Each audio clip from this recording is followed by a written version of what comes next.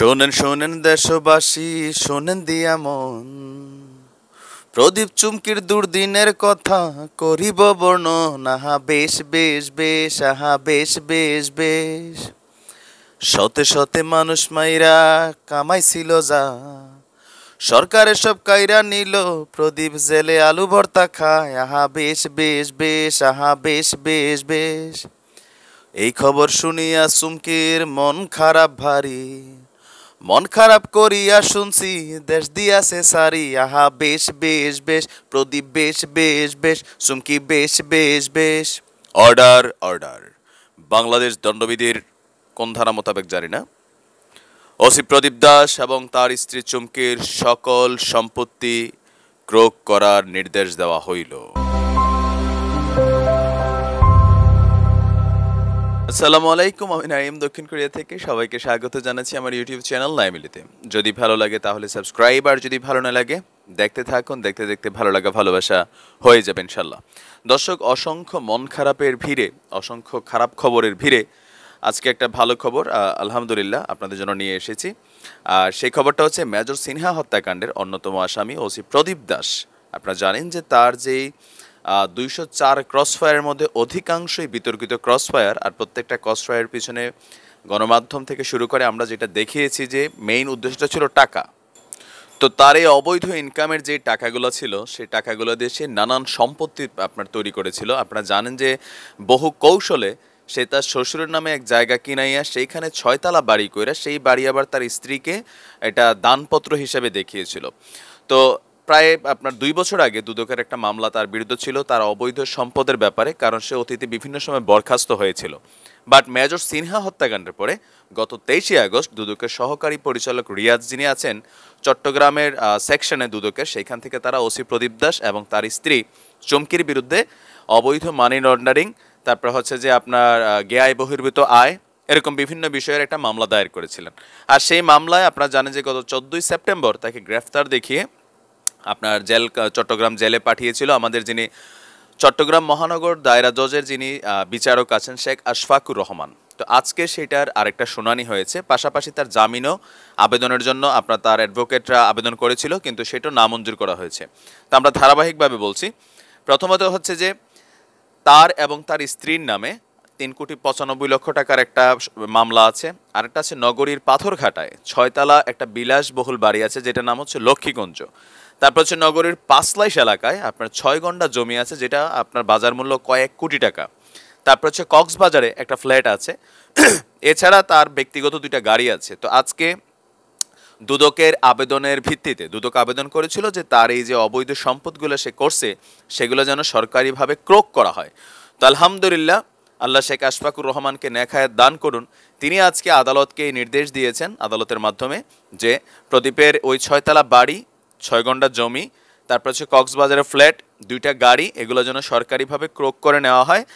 আর পাশাপাশি তাকে আপনার আবার জেলে প্রেরণ করেছে তার স্ত্রী চুমকি। আপনারা জানেন যে ঘটনার পর থেকে, মামলা দায়েরের পর থেকে সে বাংলাদেশের ভিতরে কোথাও উধাও নাকি বাংলাদেশ ছেড়ে ভারত পালাইছে, সেটাও কিন্তু এখন আমাদের আইন শৃঙ্খলা বাহিনী যারা আছে ওইভাবে এটা আইডেন্টিফাই করতে পারেনি। তো তার বিরুদ্ধেও কিন্তু গ্রেপ্তারি পরোয়ানা জারি আছে। আমরা আশা করি যে নিশ্চয়ই আমাদের আইন শৃঙ্খলা বাহিনী চুমকিকে খুব শীঘ্রই খুঁজে বের করে তাকেও আইনের কাঠগড়ায় এনে দাঁড়া করাবে। এটা গেল একটা পার্ট। তো তার স্থাবর অস্থাবর সম্পত্তিগুলোর আরও খোঁজখবর নেওয়া হচ্ছে। যেখানে যেখানে ওসি প্রদীপ দাসের অবৈধ সম্পদ আছে সবগুলোকে ধারাবাহিকভাবে দুদকের মাধ্যমে সরকার ক্রয় করে নেবে। আমরাও চাই এগুলা ক্ষতিগ্রস্ত পরিবারগুলোর মাঝে বিলিয়ে দেওয়া হোক, যারা তার মাধ্যমে বিভিন্ন সময় অন্যায় অত্যাচারের শিকার হয়েছে। এটা গেল একটা পার্ট। পার্ট 2 হচ্ছে ওসি প্রদীপের যে আইনজীবীরা আছেন, আজকেও যখন দুদকের এই মামলায় ওসি প্রদীপ দাসকে আপনার হাজির করা হয়, তখন তার আইনজীবীরা তারা বলেছেন যে ওসি প্রদীপ দাসের জামিনের জন্য তারা আবেদন করেছিলেন। তো আলহামদুলিল্লাহ, আপনার শেখ আশফাকুর রহমান আমাদের বিচারপতি যিনি আছেন, তিনি এই আবেদন নামঞ্জুর করে দিয়েছেন, বরঞ্চ বলেছেন যে তার আবেদন জামিন সহজে হবে না। আচ্ছা, এটা গেল একটা পয়েন্ট। তবে এই অ্যাডভোকেটরা নতুন আর একটা কৌশল আবিষ্কার করছে। সেই কৌশলের পিছনের কারণ হচ্ছে যে ওসি প্রদীপ দাসের যে ভিডিওটা ভাইরাল হয়েছিল প্রিজন ভ্যানে, অনেকে নিশ্চয়ই দেখেছিলেন, খেয়াল আছে যে তাকে আপনার সিস্টেমিকলি র্যাব তারা কারাগারের ভিতরে নানানভাবে তার শারীরিক নির্যাতন করেছে, যার কারণে সে শারীরিকভাবে অনেকটাই অসুস্থ। এখন এই অসুস্থতার কারণে তাকে উন্নত চিকিৎসার জন্য হসপিটালে পাঠানোর দরকার।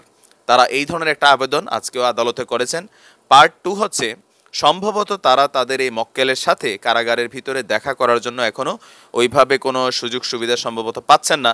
তো তারা আশফাকুর রহমানকে বলেছেন যে তারা তাদের মামলার সুবিধার্থে তাদের মক্কেল যে আছে ওসি প্রদীপ দাস, তার সাথে কারাগারের ভিতরে যেন দেখা করার এবং কথা বলার সুযোগ পায়। তো মাননীয় আদালত বিষয়টাকে নজরে রেখেছেন, তবে আজকে এটা সম্পর্কে কোনো তিনি আপডেটিং করেন নাই। এটা সম্ভবত আদালতের যে সিস্টেম আছে, যে এটা আপনার কোর্ট করে জেল কোড অনুযায়ী যে নির্দেশনা আছে সেই নির্দেশনা বাস্তবায়ন করতে বলা হয়েছে। সম্ভবত দেখা করার সুযোগ দেওয়া হবে, এটা একটা আইনি সিস্টেম। কিন্তু হসপিটালের ব্যাপারটা আমরা যেটা বলবো আর কি, গরিব মানুষ হিসাবে, দেশের আমজনতা হিসাবে, ওসি প্রদীপ দাসের চেহারাতে মাখন বায়া বায়া পড়ে। জেলের ভিতরে একটা সিস্টেম আছে, আমি দেখছি যারা জেল যারবার খাটছেন বা আত্মীয় স্বজন খাটছে, যে জেলে গেলে একটা সিস্টেম আছে কি, যে আপনি অসুস্থ বইলা আপনাকে হসপিটালে রেফার্ড করা।